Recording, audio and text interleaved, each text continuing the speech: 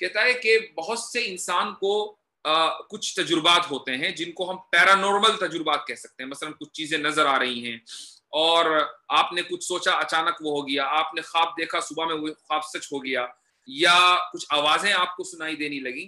تو اس کا مطلب یہ نہیں ہے کہ جس شخص کو یہ آوازیں سنائی دے رہی ہیں یا تصویریں نظر آ رہی ہیں یا کچھ افراد جن کو دوسرے لوگ نہیں دیکھ سکتے آپ دیکھ پا رہے ہیں, تو وہ اس لیے دیکھ پا رہے ہیں کہ آپ خدا میں یقین رکھتے ہیں یا خدا سے قریب ہیں.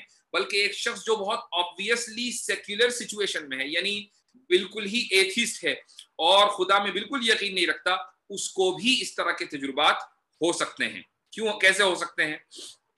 اب آگے دیکھیے, کہتا ہے کہ part of this research began by examining people with temporal lobe epilepsy, a neurological condition which can frequently trigger religious hallucination in addition to seizures and sensory disruptions.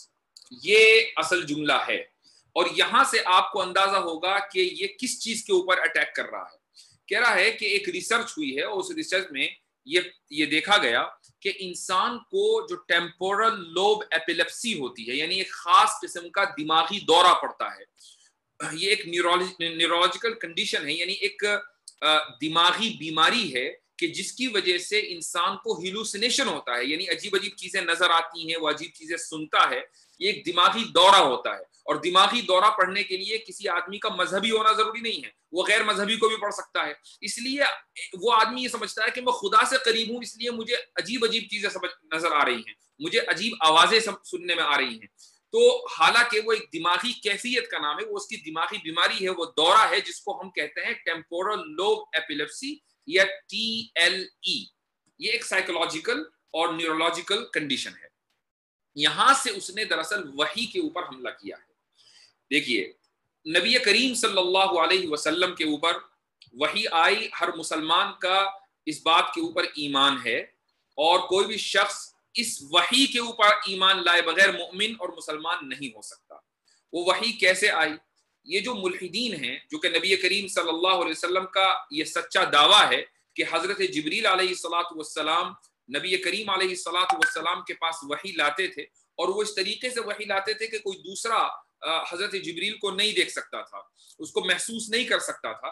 تو ملحدین کا, ایتھیسٹ کا یہ دعویٰ ہے, اور یہ دعویٰ انہوں نے کوئی آج نہیں پیدا کیا, بلکہ بہت زمانے پہلے اورینٹلسٹ اور مستشرقین بھی یہی دعویٰ کرتے آئے ہیں کہ محمد صلی اللہ علیہ وسلم یا ان سے پہلے جو بھی لوگ گزرے ہیں جن کو مسلمان نبی مانتے ہیں, ان کے اوپر جو وحی آتی تھی دراصل یہ ایک دماغی دورہ ہے.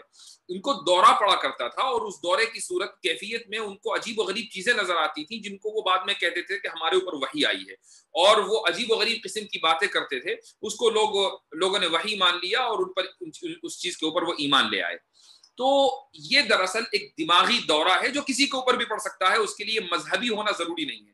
تو یہ لوگ دراصل نبی کریم صلی اللہ علیہ وسلم کی وحی کے اوپر حملہ کرتے ہیں ٹیمپورل لوب ایپیلیپسی نامی بیماری کو بنیاد بنا کر. آگے چلتا ہوں, ابھی میں اس کا جواب دوں گا, آگے چلتا ہوں. People who are raised within a religious culture will generally have experiences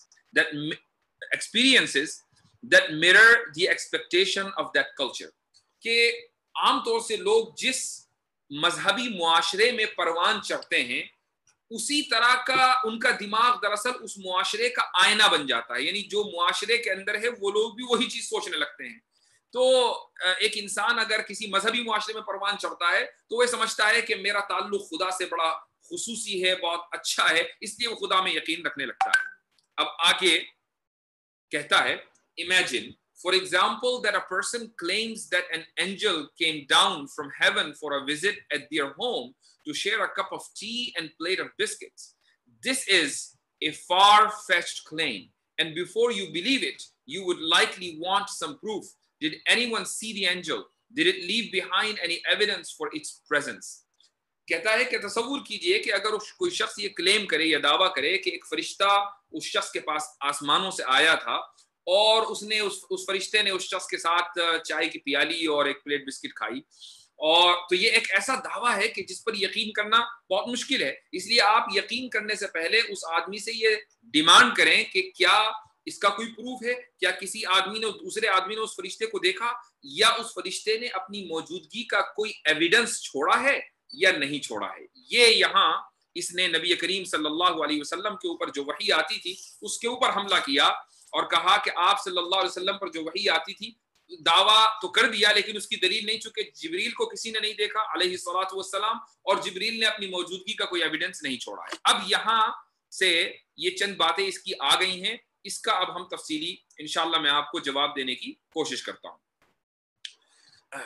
سب سے پہلی بات یہ ہے، ہمیں یہ سمجھنی ہے کہ وحی کی کتنی صورتیں ہیں، آپ صلی اللہ علیہ وسلم پر وحی کن کن صورتوں میں آتی تھی۔ وحی کی کل 5 صورتیں ہیں جو قرآن اور حدیث دونوں جگہ اگر آپ ملا کر دیکھیں تو 5 صورتیں نکل کر آتی ہیں۔ سب سے پہلی صورت تو یہ ہے کہ جبریل علیہ الصلوۃ والسلام اپنی اوریجنل صورت میں نبی کریم صلی اللہ علیہ وسلم کے سامنے آئیں۔ ایسا آپ صلی اللہ علیہ وسلم کی زندگی میں 3 مرتبہ ہوا ہے۔ پہلی مرتبہ اس وقت ہوا جب آپ صلی اللہ علیہ وسلم نے اس کی خواہش کا اظہار کیا اور جبریل اپنی اصلی صورت میں آئے۔ دوسری مرتبہ معراج کے موقع پر ہوا، اور تیسری مرتبہ مکہ مکرمہ میں ایک علاقہ ہے اجیاد، تو اجیاد کے علاقے میں نبی کریم صلی اللہ علیہ وسلم کے ساتھ یہ واقعہ پیش آیا کہ آپ نے جبریل علیہ الصلوۃ والسلام کو ان کی اصل صورت میں دیکھا۔ حالانکہ اجیاد جو واقعہ ہے وہ ایک ضعیف حدیث سے ثابت ہے، باقی جو 2 واقعے ہیں وہ صحیح حدیث سے ثابت ہیں۔ یہ پہلی صورت یہ کہ جبریل اپنی اصل صورت میں آئے۔ دوسری صورت یہ ہے کہ بعض مرتبہ وحی اس طرح آتی تھی کہ اس میں آواز ہوتی تھی شہد کی مکھیوں کی بھنبھناہٹ کی، اور ایسی آواز ہوتی تھی کہ قریب کے جو لوگ ہیں، حضرت عمر رضی اللہ عنہ فرماتے ہیں کہ قریب میں جو بیٹھے ہوئے لوگ ہوتے تھے وہ بھی اس آواز کو تھوڑا بہت سنتے تھے لیکن ان کو سمجھ میں نہیں آتا تھا، سمجھ میں انہیں آپ صلی اللہ علیہ وسلم کو یہ آتا تھا کہ وحی کس چیز کی ہوئی ہے۔ یہ نمبر 2 ہے۔ تیسری صورت یہ ہے کہ اللہ سبحانہ و تعالی براہ راست نبی کریم صلی اللہ علیہ وسلم سے ہم کلام ہو یا انبیاء سے ہم کلام ہو، جیسے حضرت موسیٰ علیہ السلام سے ہم کلام ہوا، اور ایک روایت کے مطابق معراج کے موقع پر بھی نبی کریم علیہ السلام سے اللہ رب العزت براہ راست ہم کلام ہوا ہے۔ یہ تیسری صورت ہے۔ چوتھی صورت یہ ہے کہ حضرت جبریل علیہ السلام نبی کریم صلی اللہ علیہ وسلم کے دل میں کسی بات کا القاء فرما دے، کوئی بات آپ کے دل میں ڈال دیں، اسی کو حدیث میں نفث فی الروع کہا جاتا ہے کہ دل میں ایک بات آئی اور آپ صلی اللہ علیہ وسلم نے اس کو اپنے الفاظ میں بیان فرما دیا۔ آپ علیہ السلام کی جتنی احادیثیں ہیں وہ ساری اسی نوعیت کی ہیں کہ آپ کی دل میں بات ڈالی گئی اور آپ صلی اللہ علیہ وسلم نے اس کو بیان فرما دیا۔ یہ چوتھی صورت ہے وحی کی۔ اور 5ویں صورت جس کو ایک روایت ہے سیدہ عائشہ رضی اللہ عنہا کی کہ حارث ابن ہشام رضی اللہ عنہ ایک صحابی ہیں، انہوں نے نبی کریم صلی اللہ علیہ وسلم سے دریافت کیا کہ یا رسول اللہ آپ کے پاس وحی کیسے آتی ہے، ذرا مجھے بتائیے۔ تو نبی کریم صلی اللہ علیہ وسلم نے ارشاد فرمایا کہ مجھے وحی کبھی اس طرح آتی ہے جیسا کہ گھنٹی بجنے کی آواز ہوتی ہے، مثل سلسلۃ الجرس، یہ بخاری کے الفاظ ہیں کہ گھنٹی بجنے کی آواز ہوتی ہے۔ تو یہ جو تشبیہ دی گئی ہے گھنٹی بجنے کی آواز سے، یہ تشبیہ اس اعتبار سے ہے کہ جب کہیں گھنٹی بجتی ہے تو عام طور سے وہ کدھر سے اس کی آواز آ رہی ہے اس کو طے کرنا مشکل ہوتا ہے۔ تو وحی کی آواز نبی کریم صلی اللہ علیہ وسلم کو اس طرح آتی تھی کہ ایک تو مسلسل ہوتی تھی، گھنٹی جب بجتی ہے تو اس کی آواز مسلسل ہوتی ہے، تو ایک تو مسلسل آواز ہوتی تھی اور اس کی جہت متعین کرنا، ڈائریکشن متعین کرنا کہ وہ رائٹ سے آ رہی تھی کہ لیفٹ سے آ رہی تھی کہ وہ پیچھے سے آ رہی تھی کہ آگے سے، یہ مشکل ہوتا تھا، ممکن نہیں ہوتا تھا۔ اس طریقے سے آپ صلی اللہ علیہ وسلم پر وحی آئی۔ یہ جو 5ویں صورت ہے مثل سلسلۃ الجرس، یہ آپ صلی اللہ علیہ وسلم کے اوپر سب سے مشکل ہوتی تھی، اور اس طرح مشکل ہوتی تھی کہ سرد راتوں میں آپ صلی اللہ علیہ وسلم کو پسینے آ جایا کرتے تھے، اور اگر آپ کسی سواری کے اوپر سوار ہو تو وہ سواری بیٹھ جایا کرتی تھی پریشر کی وجہ سے، بوجھ کی وجہ سے۔ یہ تمام 5 صورتیں ہیں وحی کے آنے کی۔ ظاہر ہے کہ یہ جو سورت 5ویں ہے یہ مشکل اس لیے ہوتی تھی کہ خدا کے کلام کو برداشت کرنا کوئی آسان بات تو ہے نہیں۔ خدا کا کلام میجسٹک اسپیچ آف اللہ، یہ نہایت عظیم الشان کلام ہے۔ کسی عام انسان کو اسی لیے نہیں دیا جا سکتا کہ عام انسان اس کو برداشت ہی نہیں کر پائے گا، اس کے لیے خاص انسان چاہیے جن کو خصوصی اللہ کی طرف سے تربیت دی گئی ہو، ٹریننگ دی گئی ہو، اور یہ خصوصی دستہ اللہ کا انبیاء کی جماعت کہلاتی ہے۔ اس لیے انبیاء علیہ السلام اس خاص تربیت کی وجہ سے اس لائق ہو جاتے تھے کہ وہ اللہ کے کلام کو برداشت کر سکیں۔ اب یہ تو ہو گئی وحی کی صورت.